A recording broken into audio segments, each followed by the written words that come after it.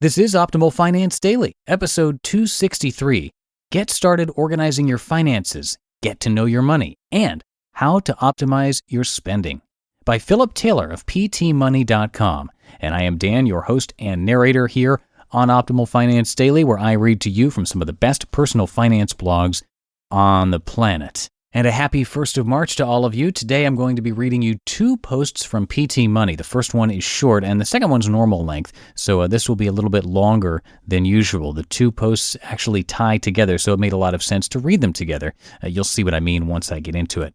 So with that, let's get right to our posts as we optimize your life. Get started organizing your finances. Get to know your money. By Philip Taylor of PTMoney.com. Today, I'm going to share my tips for getting started with understanding your money.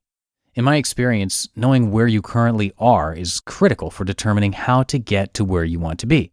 Now, don't worry, I'm not going to make you do a budget, but there are two main things you need to do. List your known monthly expenses and view all of your accounts in one place. So let's get started. List your known monthly expenses. As a baseline for your understanding, write down your monthly fixed expenses.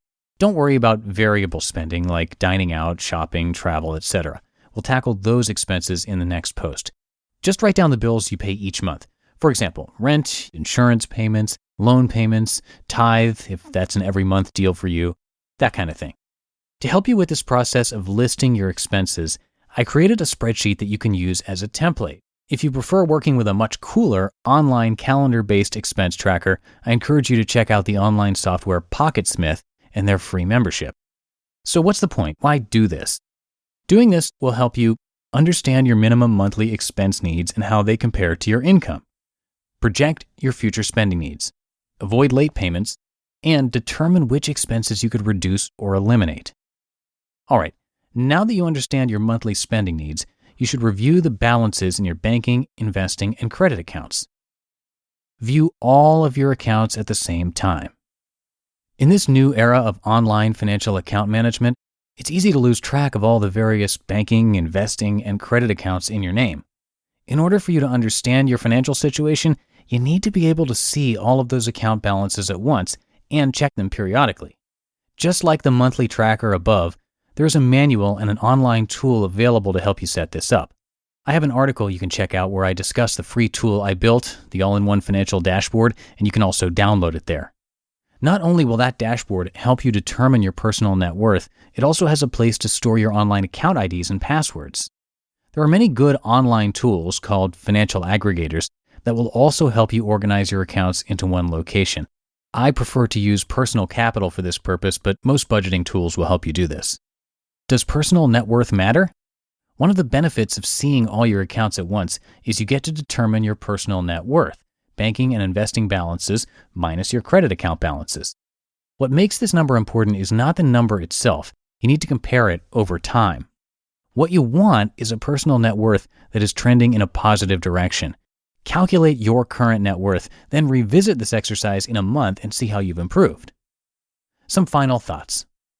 All right, that should just about do it for today. You've listed your known expenses and have seen all your account balances in one place. You should have a good understanding of your current financial situation.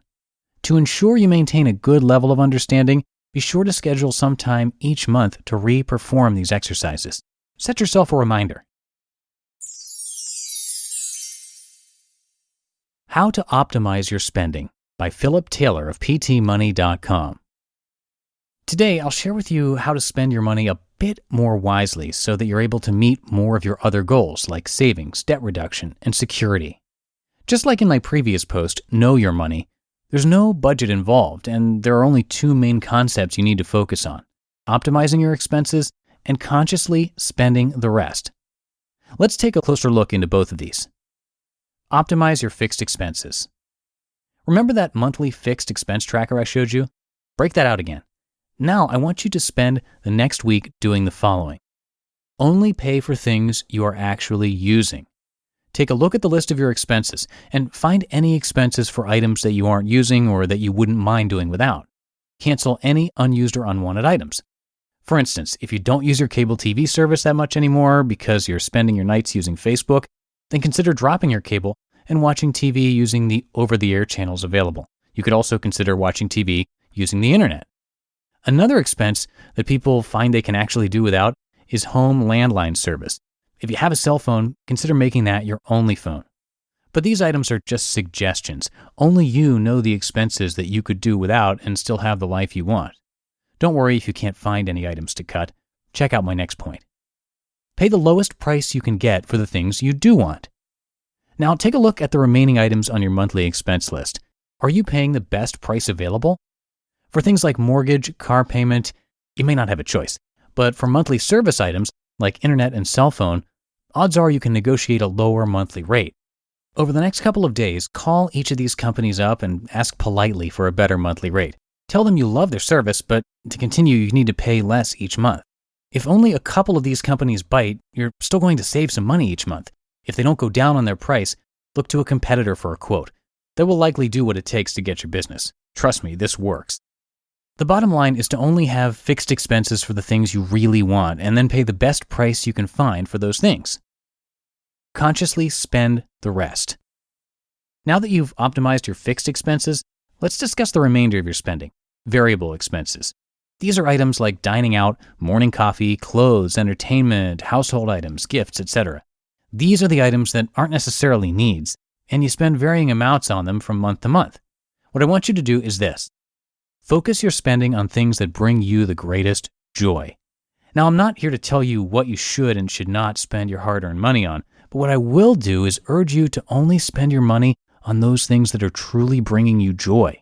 For instance, let's say you love to travel more, but you find yourself blowing all your money on clothes you never wear that much or trips to fast food joints that don't satisfy.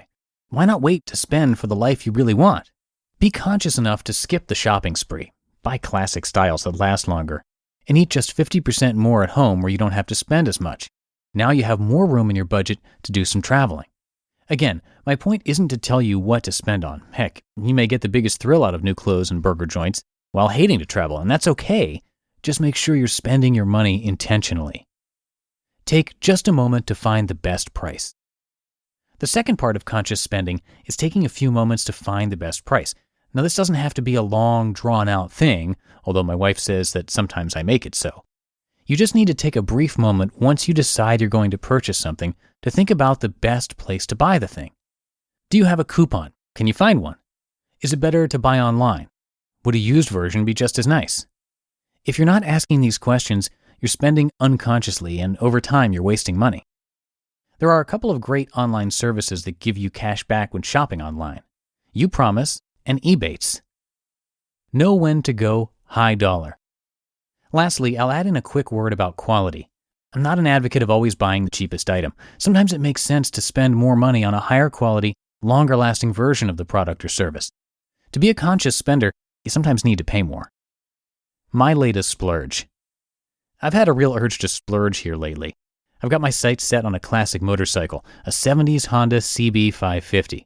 When it's all said and done, after riding classes, my license, gear, and the bike, I'm looking at shelling out $3,000. I've never really been a motorcycle guy, but strangely the desire for this one is strong. As you guys know, splurging isn't inherently bad from a financial standpoint. In fact, it can be quite the efficient use of your money if the splurge brings high value to you. But it's still fun to talk about them like they were a little diversion from your normal tight-fisted frugal ways. So here we go. Let loose in the comments about your big splurge. 3 questions for you to answer. 1. What did you splurge on? 2. What did you give up to be able to splurge? And 3. Was the splurge worth it? Final thoughts. I hope you enjoyed this second part of the series. Hopefully you're able to trim your budget down to only those fixed items that you really want and then spend consciously on the rest. My challenge to you is to take control. Find a way to design your spending around the life you truly want. You just listened to the posts titled Get Started Organizing Your Finances, Get to Know Your Money, and How to Optimize Your Spending, both by Philip Taylor of PTMoney.com. And there were a bunch of helpful links in those 2 articles, so I would definitely recommend checking them out. We have the articles linked in this episode's description and also at oldpodcast.com. And if you're enjoying this podcast and want to help keep us going for as long as possible here, there are all sorts of things you can do, both big and small, that will make a big impact. We put a list together at oldpodcast.com. Just look for the How to Help page, or you can go directly to oldpodcast.com/support. We would greatly appreciate it. And since today was a bit longer than usual, I'll have a shorter post for you tomorrow from Zen Habits, so stay tuned for that in the Thursday show, where your optimal life awaits. Hello, Life Optimizer. This is Justin Malik, creator and producer of this podcast, but also Optimal Living Daily, the show where I read to you from even more blogs covering finance, productivity, minimalism, personal development, and more from incredible bloggers like Derek Sivers, Zen Habits, Mark and Angel, The Minimalists, and all the ones you hear on this show too. So if you enjoyed today's episode and like taking amazing blogs on the go, come on over to Optimal Living Daily and subscribe to that one too. And together, we'll start optimizing your life. You've been listening to Optimal Finance Daily. Be sure to hit the subscribe button to stay up to date on each new episode and head to oldpodcast.com. That's OLDpodcast.com for a free gift as well as more actionable tips and resources to help you maximize your potential. Thanks for joining us, and remember, your optimal life awaits.